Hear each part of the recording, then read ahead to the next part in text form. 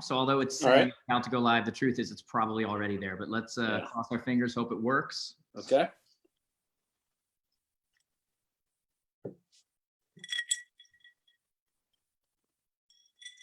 All right, we are live. So what we'll do is we give it a second here for people to come in, because there will be a lot of people coming in here, which is really cool. But guys, I am here today. I'm really excited about this one. You know, I've been excited about all of them, obviously, because these are people that I invited to come on.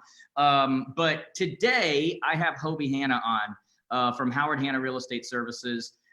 Which is just an absolute monster in the sense of like what they do and in their area. And you know, it is kind of impressive. And we're going to talk about that a little bit here, and we'll get into who you are and all that stuff. But this is a happy hour show. And the point of this, I know a lot of you have been watching day after day, but for those of you that are watching for the first time, the point of this during this time we're in right now, which is really just unprecedented times, is for you, the viewers, to hear from the people that in my mind are really running this industry right now, and to hear from them in a non-formal, fun, down to earth, you know, like as if we were just out at a happy hour, I was talking to them. And I want you all to hear from them the way that I hear from them, you know, so that you can kind of see, hey, the people that are running this industry, what are they thinking? And what do they think about what's going on right now? So with that being said, I have Hoby Hanna here today. It is a happy hour show. So Hoby, why don't you say hello and tell us what you are partaking of today? Hi, Jared. Hi, everybody out there. And first, before I tell you this, thanks for having us on. I'm honored on behalf of Howard Hanna. I've been watching the show, and just some great people that I admire, and just to be included in that mix of some of these big national powerhouses is just really nice of you. Wouldn't be the same without you, man. You guys belong here. Thanks. And I am, another thing I'm excited about being here, because it's been the fact that I've been looking forward to this happy hour, which is now what, 4 o'clock. And so it's an early happy hour. It's a good way to end the week, especially the way the last couple of weeks have been. But I'm partaking in a tequila, a little Don Julio Reposado. So all right, well, cheers. I've got I'm doing like last night. It's what's in my office. It's an orange juice, because that's what was available. So cheers. Cheers to you and everybody out there. Guys, if you're out there right now, here's what we want you to do. Number one, take a picture of what you are partaking during this happy hour here and put it in the comments. Tag somebody. This is obviously Hoby from Howard Hanna here. So if you know there's agents and whatever that need to be seeing this, tag them in the comments below, and take a moment and share this, guys. We want this to go out to as many people as possible. So share this. There's a little share button there. Share this with your colleagues. Share it on your profile. Let's get as many people as we possibly can here. But I'm excited about this too, Hoby, because you know, here's the truth. You know, we do this because we're trying to be very transparent and let people see a different side. And, you know, I've been working with your company for many, many years. Mm-hmm. And whenever I talk about it, and I talk about you guys, and I talk about the event you put on, HannaCon, which is, I mean, amazing. Like, honestly, and I say it to everybody in the industry, you guys do it so right. You guys have more people at your conference than some of the major brands that I go to, you know?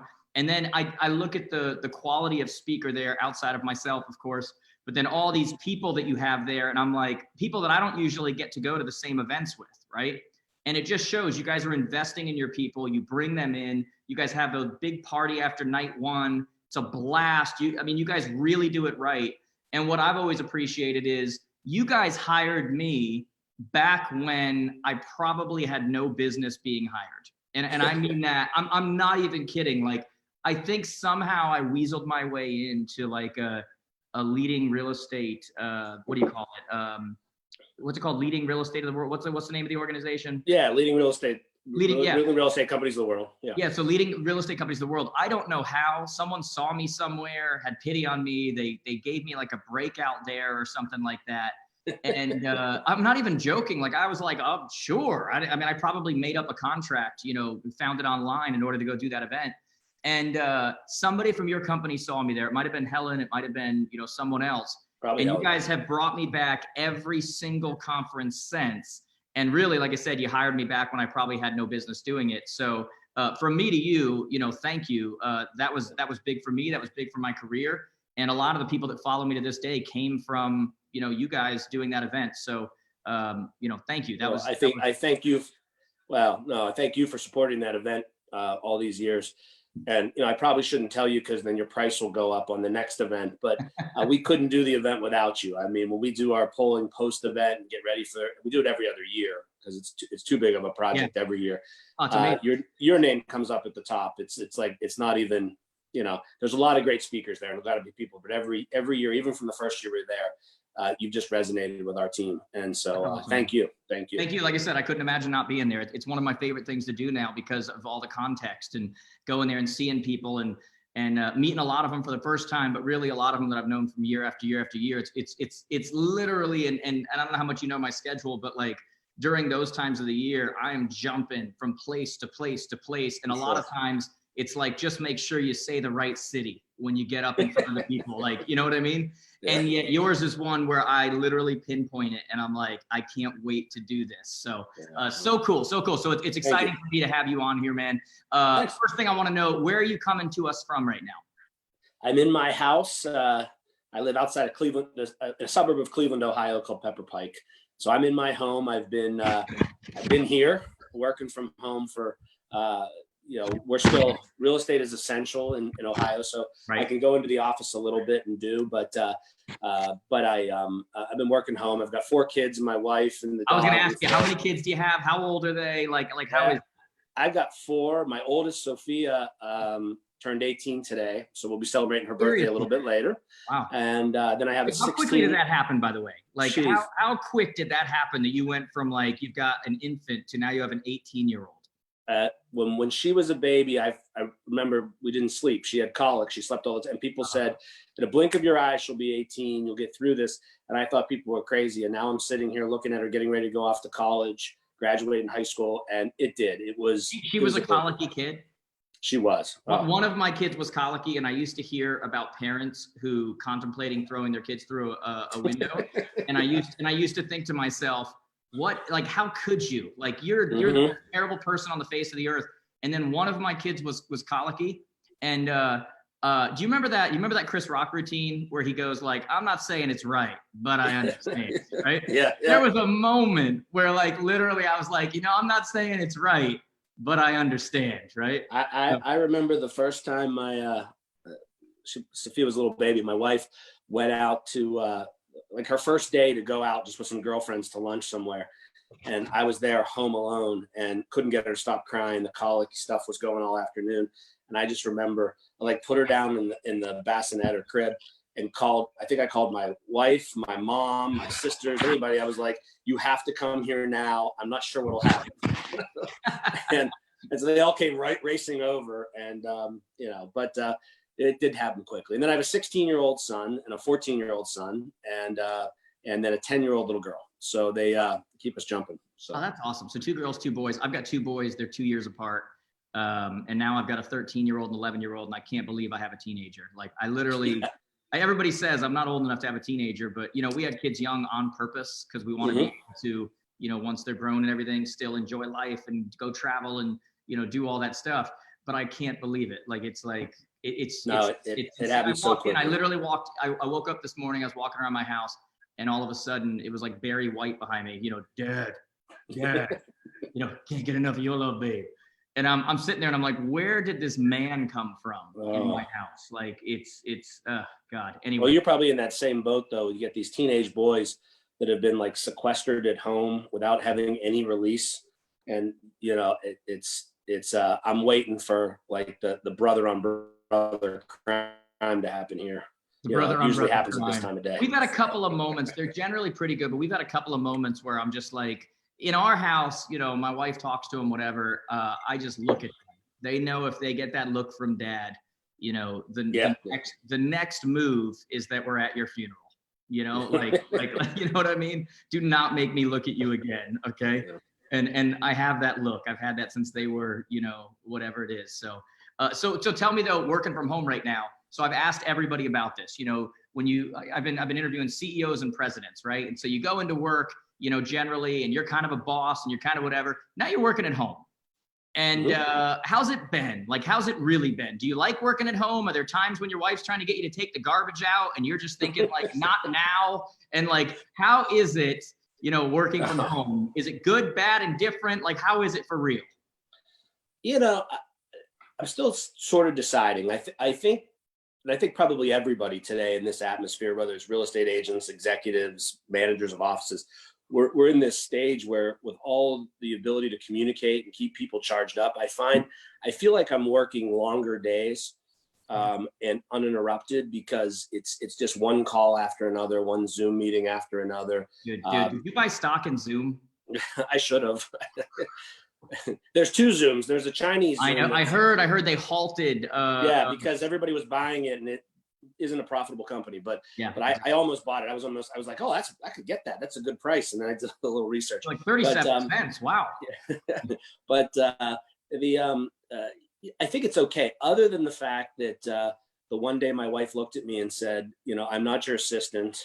I'm not the marketing department, and I'm not the IT department, because I came out of a room saying, hey, I need some help with, not but Hoby, let's be honest, that was before this. That was prior to this. Yeah, it was prior and then repeated during. So, but it's actually been pretty good, except for, I like it's great being able to teleconference with people and stream videos. I'd rather be sitting next to you having the drink and with more people. We'll make that happen at the next HannaCon. Yeah, it definitely will. So that's the part I miss. So do you find, like for me, man, like I've got my different spots in the house, obviously ton of Zoom videos. Everybody sees me, I'm in my office. Guys, don't worry, I'm quarantining. Even when I come in and do this, there's nobody here. Like, I'm not breaking the rules, don't worry. But like, I'll be there, and then my kid came in today, and he was coming over to do his homework, and then he just keeps, and it's awesome. Like, he just keeps talking to me and then asking and doing whatever. And I'm like, dude, I love you to death, man. But like, I can't, like, I need to focus right now.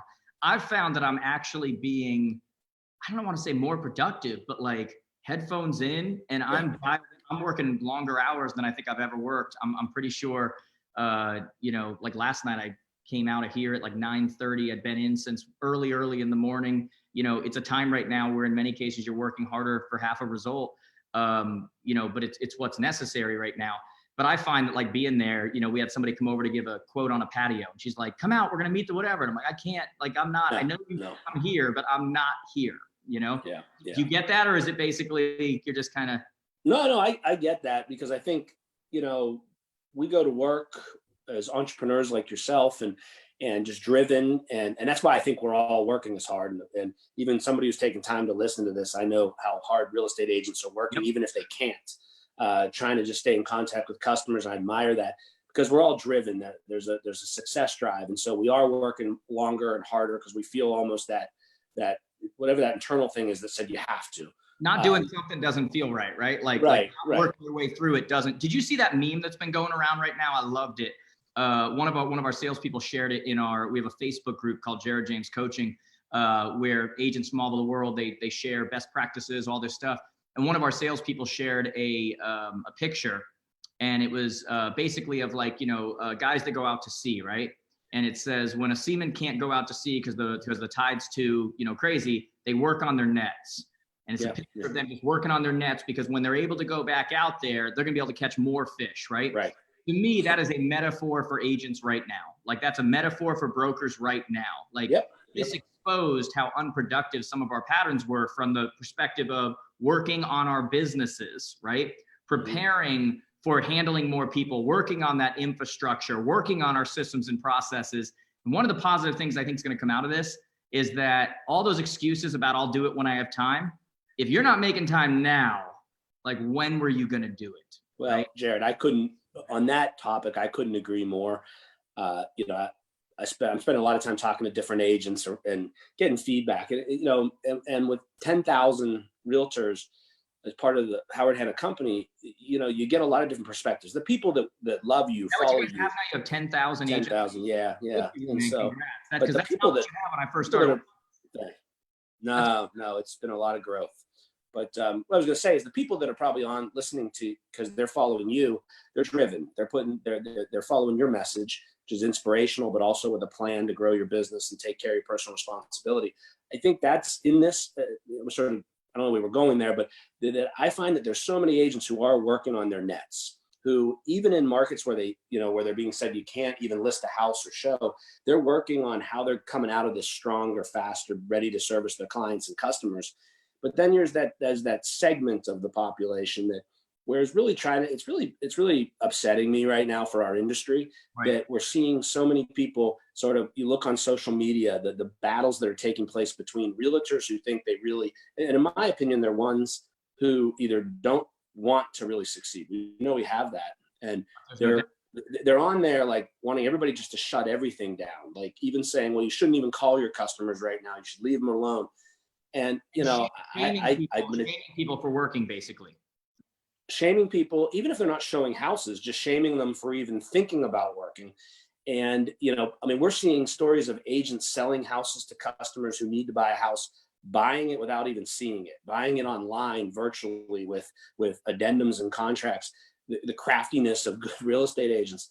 And the shaming has to stop. The argumentative has to stop, because, the driven are going to drive. It's a side of this. I've grown up in this business. I love real estate agents, but it's the side of the business today that we all have to work together, respect each other, respect the choices we're going to make to provide for our families. And I just think, as a side note, I just think that shaming has to stop. And Hoby, those are the people who preach tolerance and then are only tolerant if people agree with them. Mm-hmm, mm-hmm. You know what I mean? So, I agree. I can't tell you, I stay away from, with my regular posting and everything, going after. I'm not going to use my platform to go after those people because I've thought about it. Like literally, I almost see daily. It's in similar groups where they pop up.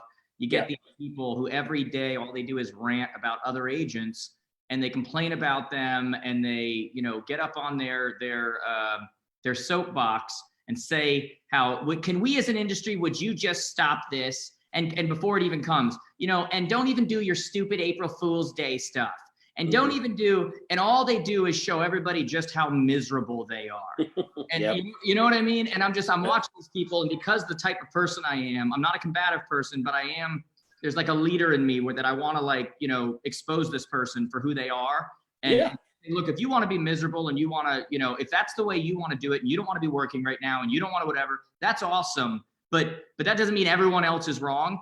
And I literally, my wife would be like, Jared, just it's not worth it. Stay back. It's not worth it. But I've many times almost literally went after some of those people. What is wrong with you?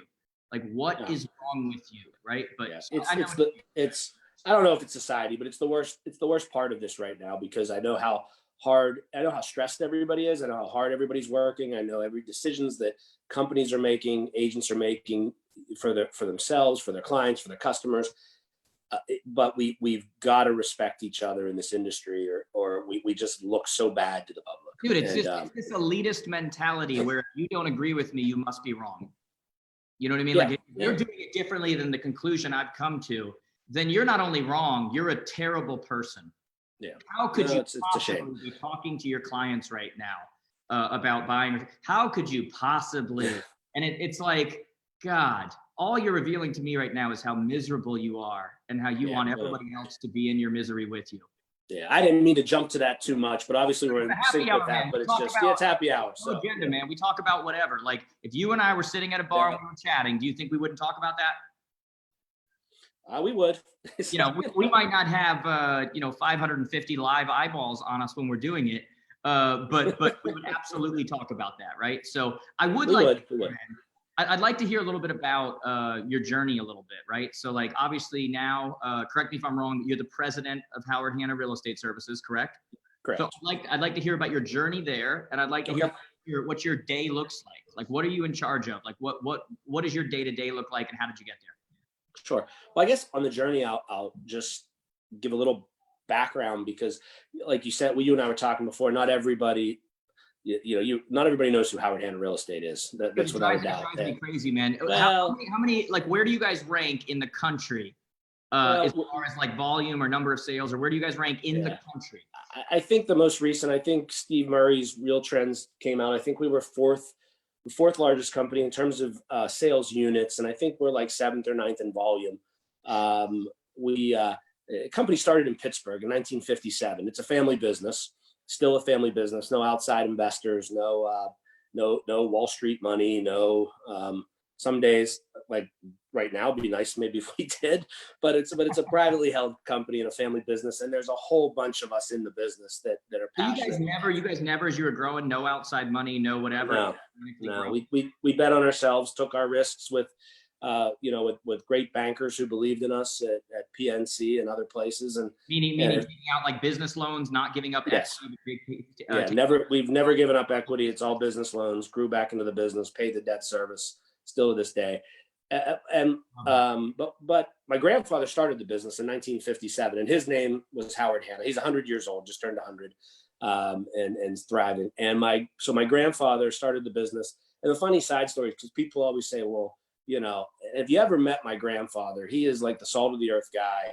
He is the reason the name of the company is Howard Hanna is because the story is that when he started the company in Pittsburgh in 1957, he needed $37 to file a fictitious name with the state of Pennsylvania, and he didn't have the $37. So his accountant said, well, Howard, just call it Howard Hanna Real Estate, and then you can change the name later. That way you can get up and running. So my grandfather said, that makes sense. Now, he wanted to call the company Shady Side Realty, which is the area of Pittsburgh where he was opening. It's a little boutique area, higher end area of Pittsburgh. And I laugh now because in Pittsburgh it might have worked, but as we've grown in 10 other states, he said, "Hey, do you want to work for Shady Side?"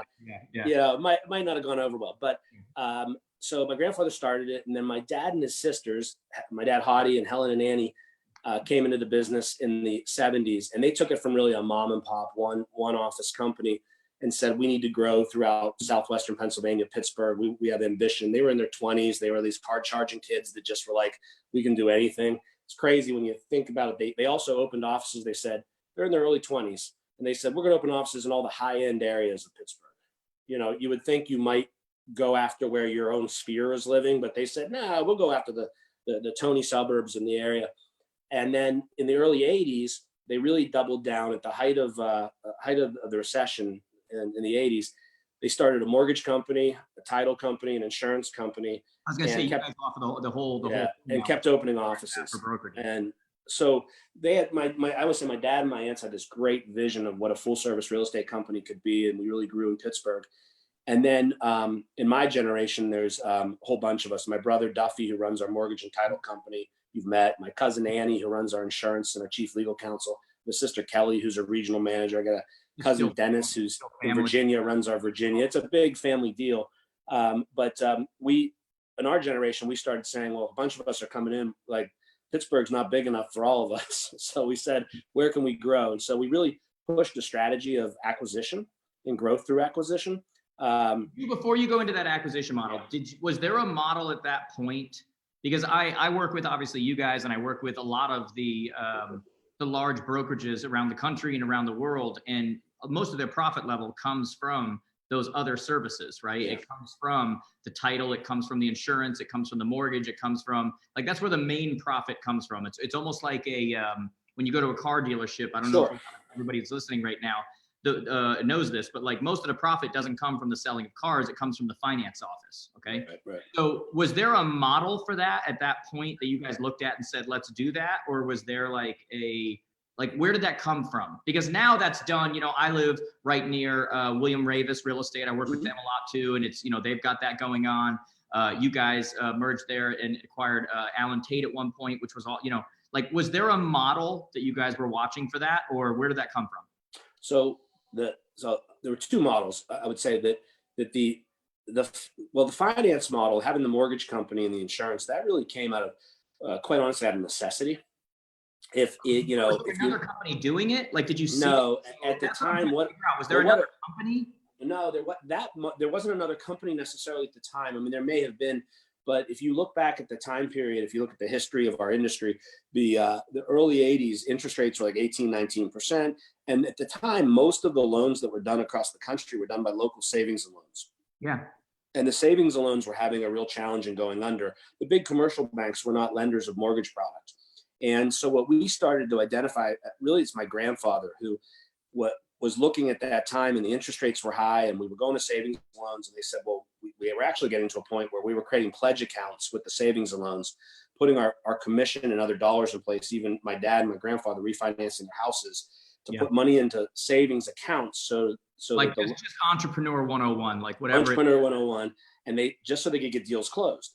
And they said, wait a minute, if we're putting that risk up, how do we ourselves get into this business? So we worked with a teacher pension fund, hired a gentleman named Mark Steele, who's still chairman of our mortgage company. Mark came to work with us. He was at a savings and loan, had the background, came and worked in the real estate business for a year, and then really ran that mortgage company for us and built it. And we started as a mortgage broker, brokering loans. And we said, wait a minute, we can fund these loans ourselves. We can get better product. We can. So you guys were that's why I wanted to go into this, because like you guys were one of the originators of this, because yes, it's much more, this is why I wanted to ask this, because it's much more common today for some of these companies, because they're looking at your model and other models that are doing that. I don't think back then that was normal. It wasn't normal. And it's like the backbone of where the profit can actually come from now. Amazing. It wasn't normal. It was really my grandfather and my father that had this vision that, hey, we can be great at sales. And I'd say if there was a model, it was like the department stores. Because at that point in time, they really weren't credit cards, but department stores had their charge cards. They could handle their own financing. And it was a little bit of, okay, we can do a great job of selling. We don't produce the product. We're not a home builder. But how do we make sure our customers can get financed? How do we make sure we're not standing in line behind somebody else? And and there's some companies like William Ravis, you mentioned. Bill Ravis and my dad are good friends. I think they spend a lot of nights at different conferences saying, how could you do this? There's a generation of folks, some who are still in the business, the Rob Sipsies, the Bill Ravises, that a lot of guys, the Elsies in Detroit, who, Dan's going to be on here Monday, by the way. Tell him I said hello. Real Estate One is one of our broker clients, and he'll be on Monday. So tell him I said hi. But a lot of those guys were like, in my opinion, innovators. They don't get credit for like stepping into that space much earlier than many other people. And I remember, even the network of brokers who had mortgage companies in the mid 80s and early 90s. You're right. It's a proliferation, whether you have a joint venture or something. But there are still some key businesses that have mastered that process of not only offering it, but making it part of a culture of a company, I guess. And that's been strong for us. I mean, right now I can tell you that in this market time, our mortgage company, we're working with everybody to continue to drive mortgage product into the market for our agents to close deals, and that's, will your mortgage product only close deals for people, or can your mortgage product also, outside of the agent, refinance a loan and do those other options? All of it. We refinance, purchase money. Company unto its own, although it comes under the whole umbrella of your company. It's a company of its own that adds to obviously the profitability, but it can do many things outside of just, it can close a house for an agent. Yes, it can. And was it always like that? Was it like that from the beginning? It always has been. I mean, our pure focus is not going to the general public. Our business model isn't to go and put billboards up around town and say Howard Hanna Mortgage is here for you, or First Priority Mortgage, which is our mortgage company in New York State. It's more to say, okay, how do we service our agents, customers, and clients to get their deals closed, to make it more attractive, and other things come along. Yeah, exactly. What states are you in, by the way? We're in Pennsylvania, Ohio, Michigan, New York State, West Virginia, Maryland, Virginia, North Carolina, and South Carolina. It drives me crazy when I go to other places. They don't even know. Like, it's crazy. Well, that's you know what though. But Jared, that's real estate. That's our business. There are and we've been fortunate when we talk about our growth and expansion. We've grown all different ways to do it. We've grown through acquisitions. For years, maybe didn't have the war chest of some other folks, but we said, hey, there's like-minded people who might not have a succession plan that are contiguous to Pittsburgh, to markets where we were. I mean, our original acquisitions were in places where we learned that model, places like Erie, Pennsylvania, Youngstown, Ohio, not necessarily the hotbeds of America that everybody was focused on, but we saw that there was a market for that. And then we took some leaps and we went into Cleveland. Rather than go into the hotbeds where it was going to be high competition, there was already going to be market share with someone else. You were like, let's go to these secondary markets where there's not as much competition and maybe we can dominate there. And dominate. And we could also, the supply chain could support it from Pittsburgh where we started, if that makes sense, that we could, distribute support. And then that, as we grew, then we jumped into Cleveland, which is, Cleveland, Ohio is 2 hours from Pittsburgh. So you being in Connecticut thinking, hey, that commute for you to go downtown into the city and go see a show might take you 2 hours, and it's probably less of a drive. But there are two different cities. And when we went to Cleveland, that was 2003. That was a huge leap for us because it was another major city, a company called Smythe Kramer that had been a 100-year-old venerable company with great reputation and tradition. And when we saw how we could consolidate that, like-minded companies in different cities, that led us to sort of a much more of an aggressive growth of looking as being an opportunity for acquisition. So when you look at some of the companies, William E. Wood in Virginia Beach, the Realty USA company, Realty USA in New York, Nothnagel in New York, the Sorreville company in Michigan, the Allen Tate company in the Carolinas, which we still brand. Great agents and brokers with those I mean, that was. And we kept the leadership too. And we kept the leaders and the brokers, and like Allen Tate, we still use the brand Allen Tate. We will, because it's, that is so strong. And that's a brand there. And it's a unique thing we're doing now, where we're also looking, before we got off kilter here, we were talking to 2 or 3 other really significant brands that if I had the ability to tell you, you'd get excited about, because they're brands if there weren't 600 people listening. Right. That they're all ones that we all love and respect.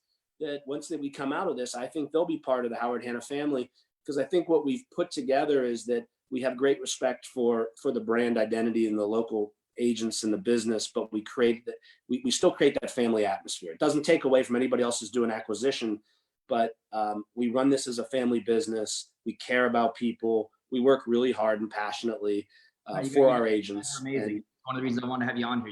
You guys are amazing with that.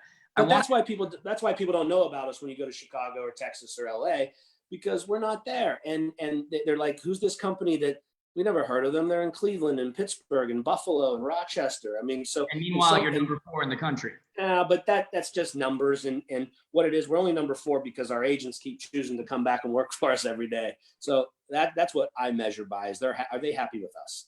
All right. So I want to get into that a little more. My team just texted me and reminded me that I have to do something right now. So we are on these broadcasts. We've got about 600 live people on right now. I do my own event every year too. It's called the Jared James Advance. We get students. A lot of your agents are there and your brokers are there. Yesterday, we gave away a free ticket out of the people that are watching to go to that. And so we're going to do that again right now before we continue. Great. So if you are watching this right now and you are enjoying it and you would like to come to our Jared James Advance, it's in October in Nashville. A lot of you are going to be in a place where you can't wait to get out of the house and go somewhere by the time we get around to October. So if you want to enter for a chance to get a free ticket to the 2020 Jared James Advance, take a picture right now on the screen, or you in front of the screen, or whatever it is. And then you need to post that, tag me on Facebook and Instagram. I'm at Jared James Today. So on Instagram, at Jared James Today. If you can't remember that, just go to connectwithjared.com, click on Instagram. It's all there. You need to tag me, and you need to put the hashtag Happy Hour with Jared James. Okay. My office is going to look over the next probably 12 hours, 24 hours of the people that were on here right now. For those that took pictures of this, me and Hoby here right now, tagged me on Instagram and on Facebook, and we're going to give away a free ticket to the 2020 Jared James Advance. Okay. Aside from all that, I see you guys are loving this in the comments. Make sure, like I said at the beginning of this, tag someone below that you think should be listening right now. You've got your colleagues, whoever it is, share this. Okay. Hit that little share button, share it out to everybody, because I think this is really good information, and we're about to get in some more stuff that gives people a break from the news right now, which is really a nice thing, right? So let's get right back into it. So a couple of questions when you're talking about expansion, right? You guys have expanded greatly since I first started working with you. And, for me, it's kind of weird to say it like this, but like I sit back kind of proud. I'm like, that's right, because I love seeing it. I love, I have so many relationships with the agents and brokers. Do you have any, do you want to expand to the rest of the country? Do you ever want to expand outside of the US? And if you can't say any of this right now, then just blink. No. We'll move on. But in your ideal mind, would you like to expand further in the US? Would you like to expand outside the US? In my ideal mind, I don't, I've always said I don't think I could see in my time of leading the company us being national across the whole company. I just that seems so ambitious, and I have a lot of ambition. Now maybe my kids and my nephews and some other family members, or even non-family members who want to build this thing, might love to do that for us. I like the way we're growing right now, which is we're doing it in a manner that we're not taking giving up outside equity to bring people in, which might, you might have to really do to be a catalyst. I like that we're bringing we don't have to buy people to hit our business model goal. We don't have to do any acquisitions. The ones we do is because it's really people that we really enjoy, and we enjoy working with even after it's closed. So I look at just, I think we'll continue to grow and have an aggressive growth strategy for 5 years. I think we've in some ways become an alternative. I've always said that two companies that we looked at their growth strategy, and I admire them greatly, are Realogy and Home Services, and they're competitors, but I admire them. And we sort of followed a little bit of, by the way, like I've had them on the show. We're having more of them on the show, and that's the point of this show, is to get you all on here. Like, you're all succeeding because you're good at what you do.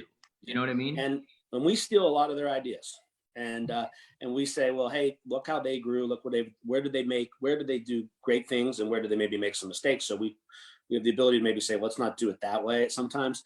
But are you buying Realogy stock right now? You know what? I did the other day. I did the other day.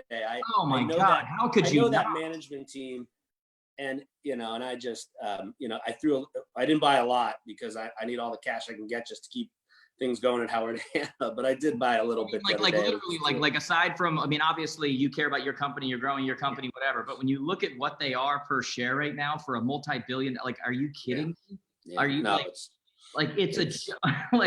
it's not going to stay there, No. From a personal investment standpoint, I'm like, you've got to be kidding me right now with what they're going for per share. Yeah, no, it's too bad too, but they've got some things they've got to get straightened out. They've got some debt. Do you know Ryan at all? Do you know Ryan Schneider at all? Yeah, I've met him a couple times, and Ryan Gorman I know well, and they're a good management team. Tomorrow night, by the way, Ryan Gorman, Coldwell Banker, will be on here tomorrow at 4 p.m. Yeah, they're a good team, and they'll get it figured out. And we're all sort of, this Corona's, I mean, the markets were going great. The economy, the housing market, as we all know, was fantastic. It was going to come out of this. The greatest spring in the last decade. Like, all of the numbers pointed towards the greatest spring in the last decade. Oh, yeah.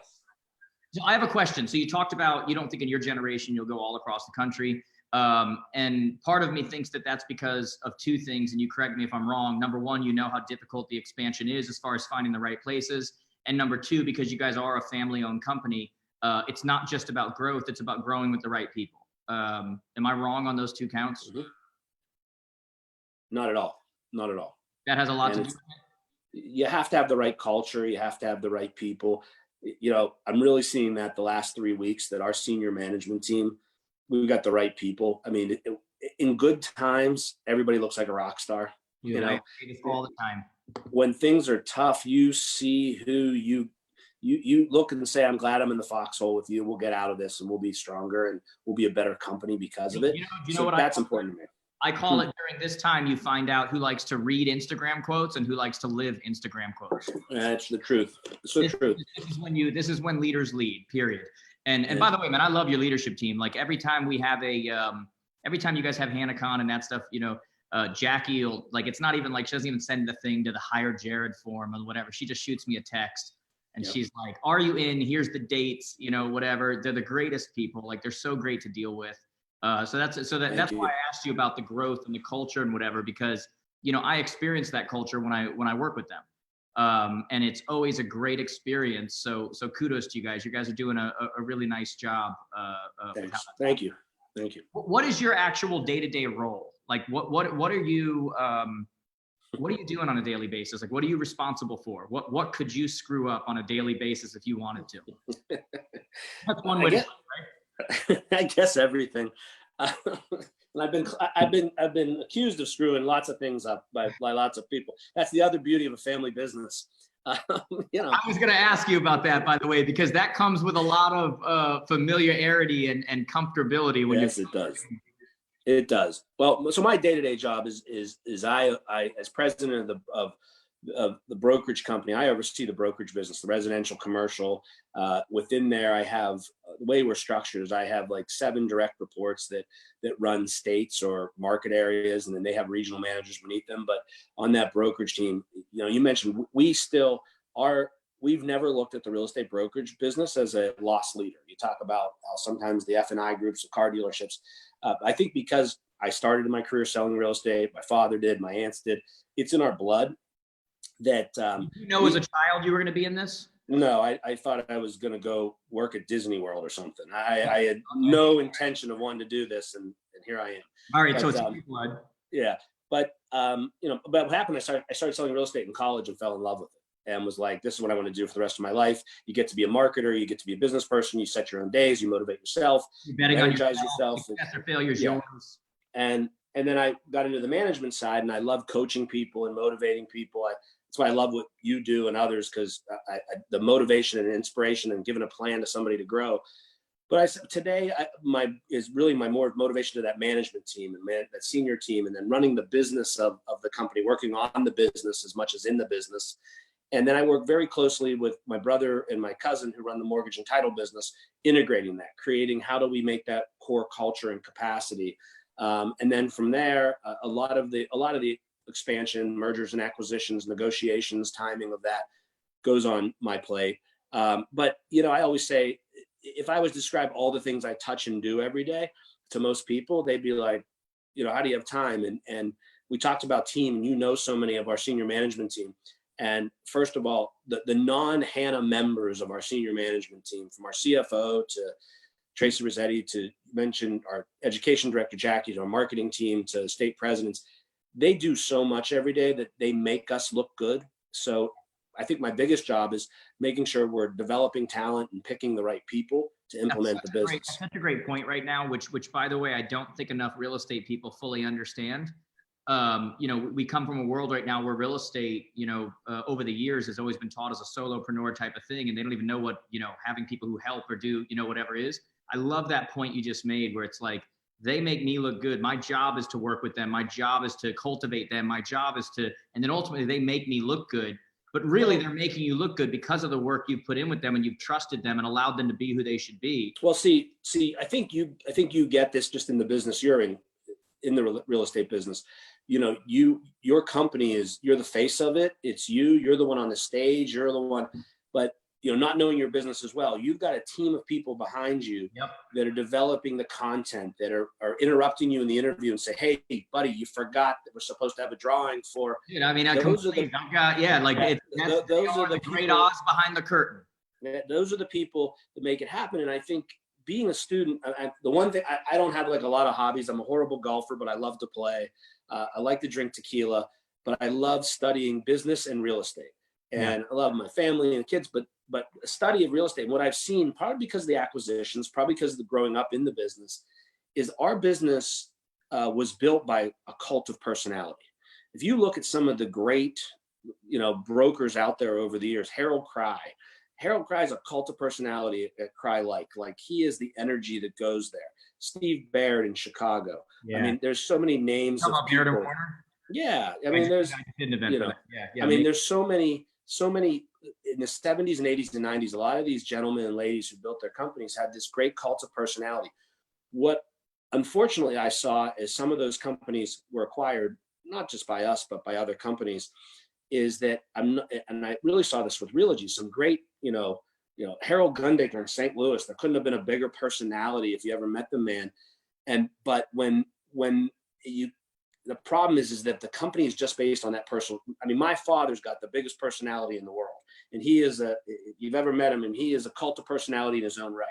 But what he did wonderfully within our own organization is he said, I'm going to let the next generation have a role. I'm going to let them have responsibility. But he also said, but it's not just family. It's you've got to develop leadership, because otherwise it won't. I want this business to, if none of my kids or nieces or nephews want to be in the real estate business, they should have every opportunity to do whatever they want to do in life. And I hope they do. But I want Howard Hanna Company and its culture to stay. I don't want it to be, well, Hanna decides they no longer want to be here. If this can grow because other people are passionate and operators, if I get hit by a bus tomorrow, the company shouldn't live and die because of one person. And that's an actual business, right? Like yes, I tell agents all the time, like if you get sick tomorrow and your company can't go on, you don't have a business, you have a hobby, right? What you're really talking about right now is the idea that, look, we needed this to be a business, that it lives on, that at some point Henry Ford stopped doing test drives. Right. Gotcha. That's right. And yeah, and so that's, you know, I think that's our drive in our generation, is we want this to be a sustainable business for everybody, because we realize when you have 10,000 real estate agents and 3,000 employees, you all of a sudden say, you know, a lot of people are affected by the decisions you make. Are you making the right marketing decisions? You guys have 3,000 employees. I don't want to pass over what you just said there. You have 3,000 employees. Yeah, with mortgage, title, insurance, brokerage, you know, property management, everything else. Isn't that really speaking to like what I've seen with it? Look, man, I mean, you know, I work with a lot of different companies. I work with a lot of different brands, and I see a lot of different ways to do it, right? And sometimes people will ask me, or they'll accuse me and say, like, you can't really like all those companies. You're just placating it to because they're paying you or because they're, you know, whatever. And I really am a believer that there's a seat for every butt. Like every single company I work with, I see something good about them. And it's kind of, I liked what I love how you're talking about these other brands, Realogy and these other Real Estate One and all these other brands. And you're saying, look, they're where they are because they're good at something, right? Like they're absolutely something that they're doing really good right there.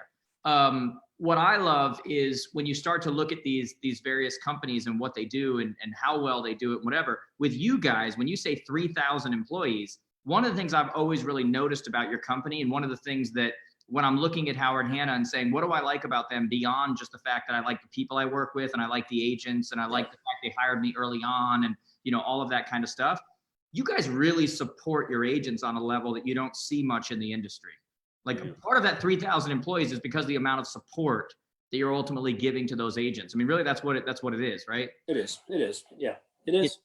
You know, and it's you know, we are we always say in our management team, you know, you've seen the whole management structure with the pyramid.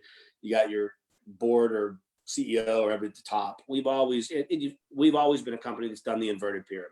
And we do the same thing. We do the same thing with the infrastructure we give to the agents. Like the team leader person starts at the bottom. You're there to serve them.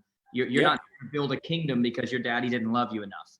Yeah, no. And the agents are at the top, and it's how do we support them? We want them to produce. We want them to have high standards. We want them to be the best there are.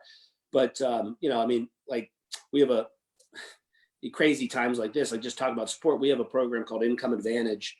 And I'm sure other companies have a similar program, but we've had it for years where we'll give our agents a monthly draw against their commissions. It's tied to a formula. It's based on prior year's earnings. There's no interest charged on it. So you can get between $500 and I think $3,500 a month on the 15th. And we have a certain segment of agents that take advantage. Some don't want it. They don't need the draw. They don't, you know, I always say it's free money. You might as well take it. I'm not charging you interest, and it just keeps you steady. Well, you have to enroll in that in February. Well, with this whole thing that hit, we just extended our enrollment into the Income Advantage program through April 15th to all of our agents 3 weeks ago. And, you know, we didn't even think twice about it. Like there wasn't an accounting meeting saying, oh, how many people could go on that roll? We put that out there, and I'm shocked at the number of agents who they needed it. And, you know, people are just saying to me, thanks for having that. I never expected I would sign up for it. I didn't feel like it. But it gives me a peace of mind going into the unknown. And, you know, I think a lot of real estate, you know, those are the little things that I think the family owned, the culturally centric real estate brokerage firms, that they remember it's about the agent. We've got to run good fiscal businesses. So we're all here on the back end of this. Every real estate company, every real estate agent is going to make tough decisions over the next 2 months, because let's face it, we don't know if we're going to be in this holding pattern for a month, 2 months. I mean, you watch the news, but so everybody's got to make good decisions. So we're here on the back end. The hope is April 30th and it's over, right? I'm with you. But because not, by the way, not just for the sake of the agents and whatever, but like restaurants are going to go out of business. Yeah, the whole country. This isn't just real estate. Yeah, like when you look at the local, like our economy is going. When you look at all the different stats and you look at all the projections, our economy is going to bounce back. A survey came out today, even within real estate companies. If we go back to work in May, Will you get back to normal within 30 days? How many of you get back to normal within 90 days? And you looked at the stats, and I think it was like 66% said within 30 days, 90+% said within 90 days. If this holds over longer than that April 30th, whatever, like, dude, I think the president said something last week. He said, we need to make sure the cure is not worse than the actual disease there. I'm really worried about if it went past that, what it's going to do to local economies. No, it's a lot of these businesses are not set up to last and to not have cash flow and to not, you know what I mean? Well, I mean, yeah, I know what you mean. I know we are, we've already recast what we're doing for the second quarter. We got to jump on that and had to make some, good business decisions, sound business decisions, and sometimes unpopular ones. But we're doing that for the same thing. Hey, we've got to figure cash flow because we got to be here. We got to be sustainable. We have too many people relying on us on the back end, and we got to get smarter sometimes about this. Right now. Yeah, but I think and I agree. If it's April 30th, I do think we're going to have a nice rebound. I think, it'll be I think we'll make April up. I talked to 4 of my top agents last night, and they're like, dude, just let me get back to work. You have no clue how pent up the demand is. I'm calling it the surge. Like almost like, when you look at what do they call it? It happened in Indonesia when the wave goes out and then it comes back in. The tsunami. Tsunami. Like, I'm calling it the surge right now. Like, everything we've seen up until this point was record spring, was record low interest rates. Now you put that with how many people took money out of the stock market, which, by the way, money just moves from one place to the other, which means that money out of the market has to go somewhere else. And there's going to be a lot of people who took it out and said, hey, you know what doesn't decrease by 20% a day? Real estate. Then you take also what's going on with the number of people working from home, where a lot of CEOs and owners are going to be like, I don't need to pay 10 grand a month for that office. A lot of real estate offices are going to be like, we don't need 6 offices, we need 3. And now all of that space that probably would have been turned into retail, but Amazon killed that. What is it going to become? It's going to become residential. Yeah. Because the population's not dropping. And so when you look at all these things that are happening right now, like, I can't stress this enough to the people who are listening. The surge is coming, right? I'm doing trainings right now for brands all over the world on what agents need to be focused on a daily basis. And one of my main points is you need to prepare for the surge, because it is coming. When the sun comes out and they say, hey, everyone, back to business, like, everyone on here right now watching me from a real estate perspective, guys, hear my words. The surge is coming. And if you get out of shape during this time and ignore your business and don't set up your systems and processes, don't work on your nets, don't whatever, you're not going to be able to make up the difference that was there, or you could be one of those that can take advantage of it, because it's coming right now. Yeah, I can't agree with you more, Jared. I've been saying to agents, I mean, I even see a new phenomena happening where when I was reading an article somewhere and was talking about the layoffs that have taken place, because somebody was saying to me, well, these layoffs are going to slow people down. They were going to buy and they're not. And I said, well, if you really look at the layoffs, at least right now, if we go deeper into a market where, at least for the markets we're in, we've seen a lot of hospitality layoffs. We've seen a lot of restaurants, unfortunately, restaurant workers. And on some level, which, by the way, they have to give them their jobs back because everybody's dying to go to a restaurant. Yeah. And when you look at hotels and hospitality, that's going to be like, as soon as they can, these hotels are going to go on hiring binges to put more staff in. But I think, unfortunately, some of those people probably weren't the buyers that we were going to have this spring. That they just it wasn't where they were. We've got where we are. We've got more manufacturing. We're seeing some manufacturing, especially the auto areas, get hit, and that could hurt us a little bit. But what I think is going to happen is you're going to see a surge of rentals come out of this too. And so I've been I know it sounds crazy, but I've been saying to our realtors, I go, you might want to be looking at investment buyers. You might want to be looking at, I think we're going to see another surge. Are huge coming out of this, by the way. I think, now the prices may be more for buying because of the supply, but I think there's going to be a lot of people, more of a rental market being looked at, and people looking at coming into those folks who may be. You're saying similar to like in 2008 and such, when people would adjust and they had to say, hey, let's understand short sales. Let's understand. Yes. You're saying heading into this new market right now, it's about, look, every good business knows how to pivot. Okay. Like, They know how to pivot and say, hey, this may be look, Instagram. Instagram was originally a competitor for Foursquare, okay? Which most of you might not know what Foursquare is anymore. But Instagram was a competitor for Foursquare, right? And then it pivoted and said, let's just do pictures. Let's do beautiful pictures. Let's do, you know, whatever. Nokia, back when they were dominating the phone market, was originally a paper goods company, and then pivoted, and a rubber company, whatever, and pivoted and became the technology company, the ones that, you know, back in the 90s, that was like the phone you had, you know, Nokia, whatever. So it's not going to be a, you know, cosmic shift like that. But the point is that in any business, I always say that there's two businesses you're always working on. You're always working on the business you're in and the business you're going to be in. You need to be focused on those two businesses. If not, it's the quickest way to go out of business. And so from the perspective of a pivot, yeah, there's still going to be sales. There's still going to be, you know, but you also need to understand, maybe I need to get more active with investors. Maybe I need to get more active with renters, because renters become buyers. Maybe I need to get more. It's just a pivot, and it's called good business. Well, I think, yeah, I think you're 100% right. I think another pivot that could come out of this, there's two, just given to agents out there if they're thinking about working on their business.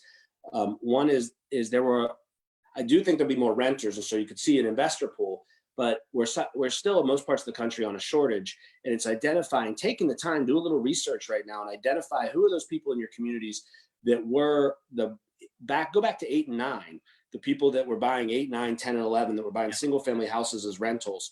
When we come back and we need the inventory and there's a pent up buyer demand, how do we identify those people to say it's time for you to put the property on the market? Those are the same investors that might have been invested in REITs, might have been invested on Wall Street, took those losses and say, hey, I need to make some cash gains back.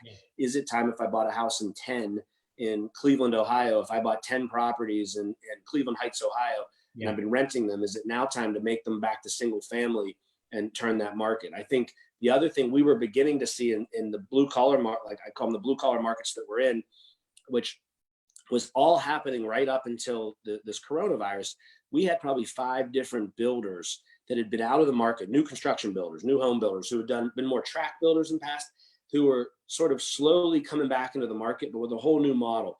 They were coming in and looking at houses that, like, we weren't seeing this yet in Pittsburgh and Cleveland and some areas. The trendy areas, yes, but not suburbia. They were coming into suburbia and saying, I have money in cash, I have a portfolio, I want to buy $200,000 homes on a great lot and tear them down and build a $600,000, $800,000 spec house on them, because I think there's a market, because that little ranch on the great lot isn't what people want today. And we had sold a handful of stuff to some great builders. I think there's going to be some really unique markets and creative people that have cash that are going to come back into play once this thing opens up, because I think housing is going to be key. Strength, like they prepare themselves for this market. And I know there's all the memes and the jokes about it, but I think there's some degree of truth. You know, you're in your house for 30 days. You start to see the warts. You start to say, you know, and I'm laughing because my wife, I told her they can take me out when, you know, feet first. I'm not leaving, but she's done, since we've been here for 3 weeks, there's 3 major projects that I wouldn't know better. They're like, they're the decluttering projects. They're the closet projects. They're the whole list of things we give to a seller to get your house ready to sell. Yeah. And I'm starting to think I'm the sucker who doesn't know, as I'm living here, that she's getting this place ready to sell. So I think there's going to be, that's hilarious. But let's not forget too, like, there's 2 things that are to come out of this. Okay. 3 things. One is what you just mentioned, you know, getting ready to sell, whatever. 2 is there's going to be a lot of divorces. Like I mean, people who didn't have to hang out with each other prior to this are like, I really don't like you, you know? I was just listening to, was it Colin Cowherd? I was listening to somebody, no, you know who it was? It was Jimmy Kimmel was on one of those shows. He got divorced after 9/11 because he was like, you know what? This reminded me life is too short and I need to be happy, right? So there are going to be people that come out of this and they're going to be like, you know what, we should probably go our separate ways. The other thing that's going to come out of this, if you remember the baby boomer generation? Yeah. The Corona boomer generation is not coming 9 months from now, based on the fact of everybody being locked in the houses. That's also happening right now too. So there are opportunities that absolutely come from this.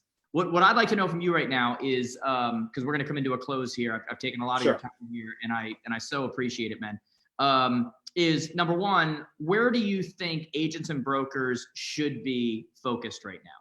Like on a daily basis with their clients. You know, I've been telling people that right now in this short term, service mentality over sales mentality. How can I serve? How can I whatever? But that doesn't mean you have to agree with that. Where do you think agents and brokers should be focused on a daily basis right now? Well, I agree in that service mentality. And I think that first and foremost, it has to be through communication, just understanding what's happening in the market, understanding that you're out there, serving in the way of, sometimes it's just, I say to our agents, I'd be calling 7 to 10 of your customers every day just to have conversation, because they're looking for people. I mean, they're looking for people to talk to. They're at home. They're looking for a distraction. 100%. I think the other thing that I'm really pushing, and I know it comes with a degree of controversy, because, you know, you have some states that are ruling that you can't even list houses, right? I mean, it's non-essential, that it's whatever. Non-essential. New York just opened it back up and said it's back being essential. You know, a lot of agents have jumped in and been like, how is it non-essential and now it's essential? I'm not going out there. Are you trying, you know, like it's all over. Well, but as I keep saying to people with that, you know, we have a lot of agents in New York that have called me with that today. And I said, listen, the governor didn't say that you're essential to go make a living. They said that the industry is essential to service people that need to buy a house because of financial reasons or sell their home. So you shouldn't be solicitous out there right now saying, hey, you know, break the governor's rule, go look at houses. Right. You should be looking at those clients and customers for a multitude of reasons that have a financial need to buy or sell today. Servicing, finding the way in today's world to service. Yes. In a way that's, you know, whatever, but you were deemed an essential business now. Like, find a way. Don't just sit find home. a way, or decide you're not going to do anything right now and you're going to sit back, and that's your choice too. But don't criticize those who are trying to find a way to service their clients. But I do think what I have said, and this is, you know, I know it gets a little backlash, is that if I'm just speaking in general, our listings are going to be the key. And, you know, we got to stop in the spring market, obviously. And what I'm saying is that I've said to agents, I would be talking to your sellers. We're fortunate, companies like ourselves have blended so much technology, so we can do so much of, you know, whether it's partners like buy side and looking at where you guys, by the way, just so everybody knows, you guys, and I've been behind the scenes, not with you, but some of the other Hannas and other people behind the scenes. You guys have invested so much freaking money behind the scenes, technology and getting ready and whatever. So kudos to you guys. Thank you. I'm aware of what you've invested in behind the scenes. Yeah. Well, and it's paying off right now. And one of the things I keep saying to agents is get your listing contract signed. Get your listing contract signed, even if the person doesn't want anybody in their house, and have it, you know, list it today so you're protected, but say, okay, we're not going to market it. We're not going to advertise it. So we've got all the modalist rules in place, and put a contract date that start with May 1st. Say that, let's be optimistic and say we're going to be able to go back to business May 1st. So use May 1st as a target date, but have your inventory, have your sellers, you know, have them get things ready. Do what my wife's doing, clean out closets, get clutter, plant some flowers, do the things you can still do at your home. Get ready so that you can come out ready. I'm telling you, and if we can bring on an inventory of listings that are brand new to the market, that are engaged, that are excited, that are ready to sell, and agents can get out that door on May 1st or May 15th or whenever it is and say, you know, here's the inventory, the buyers will come flying, because they're coming. The traffic is on our websites. The people are there. I know some of the big national sites the traffic on your website's gone up. Yes. Because like every place I've talked to, the traffic's gone up because people are sitting at home. It's why I keep telling agents right now, if you aren't planting the flag in the ground and doing content every single day to give people a break from the news and let them know what's going on, and interviewing your superintendent and interviewing the principals, interviewing the mortgage lenders, interviewing these teachers that are doing e-learning, and just putting content, you're missing an opportunity because people are sitting on their phones. Yep. Why do you think I'm doing these? We're doing these and getting thousands and thousands, and because people want to break from the news. They want to hear something positive. They want to hear something other than, you know, don't come within 8 feet of someone or you're going to die tomorrow. Like, they want to hear something positive right now. If they're not planting their flag right now and doing content on a regular basis, you're exposed for the fact that as a real estate people are more than just salespeople. They're supposed to be local community leaders. That's right. That's right. And if right now in this moment, you aren't stepping up to be a community leader, then you're not what you thought you were, right? because I agree. someone's going to do it. And this is the time for you to do that. I agree. It's not about making a damn commission. And that's, people who are negative about that. The majority of our agents, that's not what they're doing. They are community leaders. They're saying, I'm here for you when you're ready. Let me tell you what you can do. Let me tell you what I can do for you. How can I service you? How can I help you? And, you know, it's not just, I mean, I focus on what Howard Hanna is doing every day. I get to talk to a lot of great friends around the country and hear what they're doing innovatively. Companies I compete with. Some I admire what they're putting out there and they're helping their agents. And then I'll be honest, then there's others that are like, they're not doing a damn thing. I'm sort of sitting there going, I know a good agent there. Why are you there? Why aren't you taking advantage of not just forget me, somebody who's giving you the support to reach out to your clients and community? And to me, those are the ones who are saying nobody should do anything because I can't. Yeah. And it's not about selling a house, it's servicing clients. No, it's not. And and we want leaders at our organization. So, you know, we collect, we have a thing, and you know, I'll tell you, we have a little thing in Howard Hanna Company, and you were at our convention last year, and I think I might have dressed up in a penguin costume, but called Green Penguins. I feel like you'd remember that. That sounds like you dressed up. I have, but we have this thing called Green Penguins, and the concept is, you know, a lot of real estate to the public can look the same, and it's a sea of sameness. So if you look at a bunch of penguins, they're all black and white, they look the same. But what if you went to the zoo and you saw a green penguin? You'd remember it. And so how do you create service? How do you create customer satisfaction? How do you go above and beyond? So we put out a newsletter twice a week. And one of the big features that's throughout this coronavirus time, that's just updates and communication and a reminder of one place where all the emails have gone out.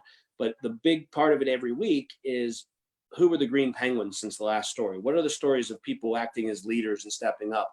And they get fed in from the agents themselves and managers. And I'll tell you what, I said this morning at a meeting Helen had, my aunt, she ends the meeting with, what's a win for the week? And I said, you know, my biggest win for the week is the amount of green penguins that we have at Howard Hanna Company that I can't even put them all in the newsletter, because the stories of people giving service in their community, the stories of agents that are just saying, hey, by the way, here's a good place. I just bought first responders dinner for the week. Here's a place you can go and do that. It has nothing to do with real estate. It has to help the community. It's the stories of agents helping a seller who's coming from another city that has to buy a house now for timing and is a nervous wreck, and getting that done. Selling the house, by the way, without crossing the threshold. Online, using Zoom as a conference to share screens of houses. Made an offer on a house. They knew the neighborhood, they knew the house, made it all online. Did a home inspection online. The home inspector, they convinced to go and FaceTime the house to the seller. Innovate right now. I mean, that's innovation. And the amount of innovation, which is part of one of our key values, that kind of innovation. People using our 100% money back guarantee with sellers and say, you know what, you're nervous about buying the house right now, buy it because we have this program. And if you're not happy, Howard Hanna Company will buy it back from you for 100% of what you bought it for. Take that peace of mind away. That kind of innovation that our agents, our company, our marketing team is pushing out. I think the industry is going to change out of this. I think you're going to see so much more technology be used in a better way. Coming as a result of all of this, the one thing I think will happen is I think that we'll show fewer houses. Number one, I think what I'm starting to see happen is that the virtual tour, the screen sharing between an agent and a customer, who are, instead of just you looking at 10 houses online, instead, you'll have dialogue with me while you're looking, not just in chat, sort of video screen like this, where your agent and you are talking about. So you and your family aren't going and looking at 10 houses on Saturday afternoon. You've narrowed it down already to the 2 you really want to see, because not only are the photos there and the virtual tours, but the Matterport 3D imaging. All of that technology narrows down like what you need. You can see police reports. You can see like everything about an area. So you narrow, people want convenience. They don't want to. That's why we use Uber and Uber Eats and, all these things. So if you can do more just on a screen, then narrow it down and go see the houses you want. Be pre-approved for your mortgage online, so you're walking into that seller's house and the seller says, you just bringing anybody in, or are they pre-approved? I think you might see, one of my, being an old real estate agent that used to like to go present offers at the kitchen table, and I know that's passé and people tell me you're too old. I used to be honest with you, I think we're going to present offers like this.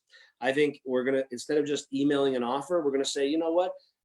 Tell your seller to get on Zoom, listing agent, you're there, and let's present the offers. Let's get them done so you can see body language, you can see reaction. Because isn't this so much different? Like literally, like you and I aren't sitting with each other, but I feel like I'm chatting with you. Right. Like like next time I see you, right? Like when I'm at HannaCon the next, Yep. whatever, like, and I see you there, I feel like I'll have a different connection to you Sure than you I will. would have had in the last one, because this video is just like, Just like being there.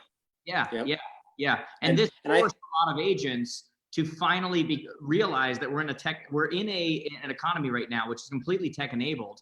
And if you're not up to speed with that, it's what the consumer wants now. You're out of business. Like this Yep. is what is expected now, right? Yeah. Well, and then look at your kids. We talked early on about you've got teenagers, I've got teenagers.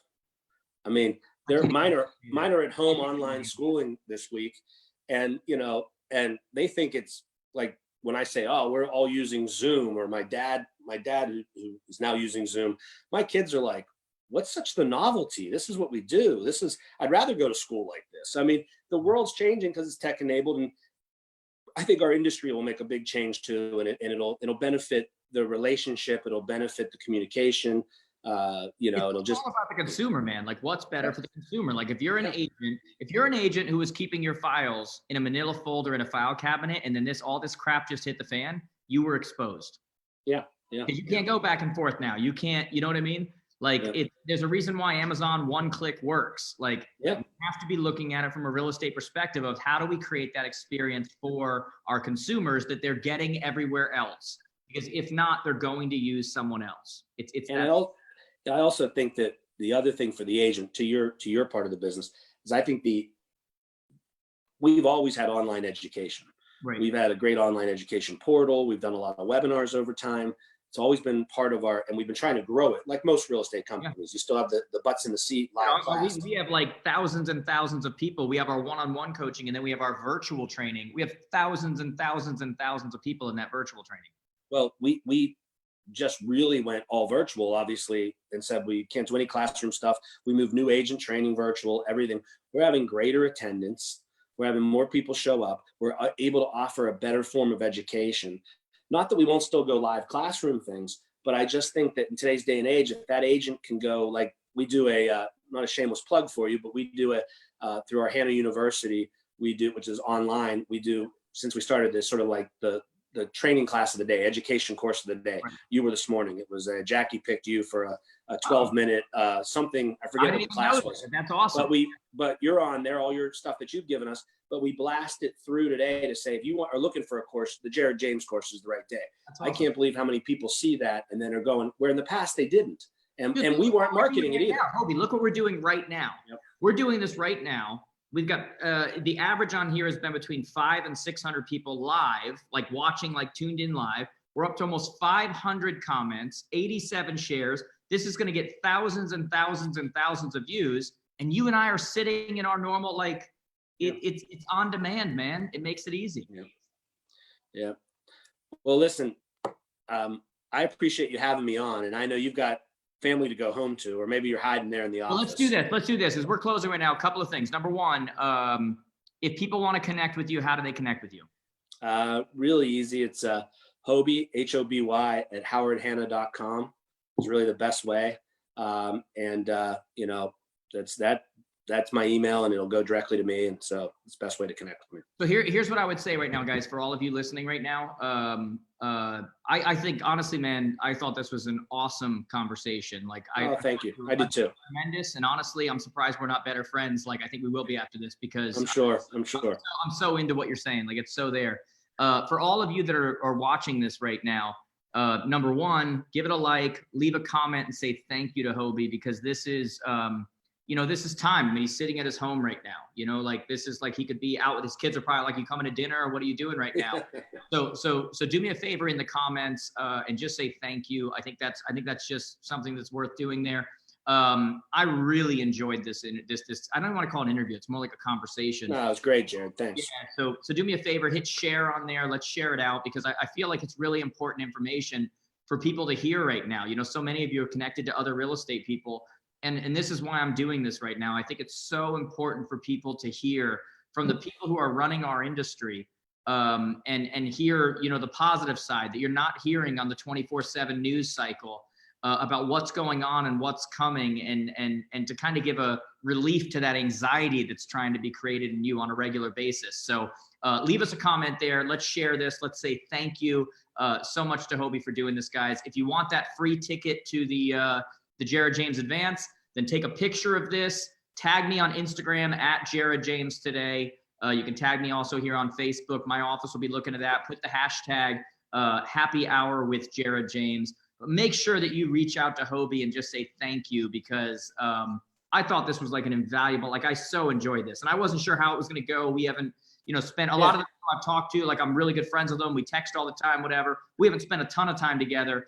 And I wasn't sure how that would go, but man, I thought you gave so much information. So from me to you and all of my community here, thank you so much. Thank you. And you know what, send me an invite to your event in Nashville. Cause if you want to come, man, I'll get you a ticket. I'd love to come. I'd love to just come and see you in action. I've seen you at HannaCon. Agents love you. And so if I can get down there, I'd love to see it. Very disappointing. It'll be very disappointing. No. Yeah. All right, hang on here 1 second. I'm gonna go off live here. Guys, love you all. Share this, leave a comment, make sure you register for or try to get that ticket through the contest, guys. You all rock. We had so many of you on here. Say thank you to Hoby, guys. Love you. Thank you to all of you. Yeah. Thank you. And be healthy and be safe out there too. Yeah, let's get through this together, guys. That's what this is all about. Getting to the other side, taking advantage of that surge, and we are going to get there. Let's remember, guys, this is temporary. It is not permanent. Do not allow a permanent mindset to set up for something that is so temporary right now.